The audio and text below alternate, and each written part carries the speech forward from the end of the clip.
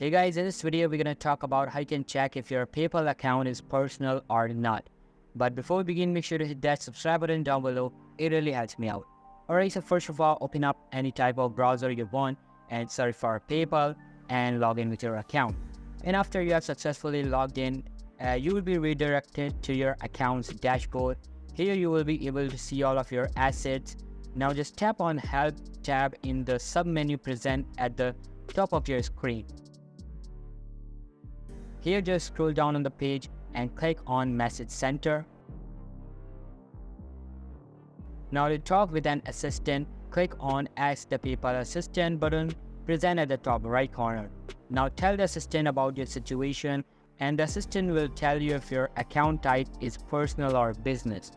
And that's how you can check if your PayPal account is personal or not. So that's all for today's video. Hope you liked the video. I'll be meeting you in the next one. See you soon. Bye.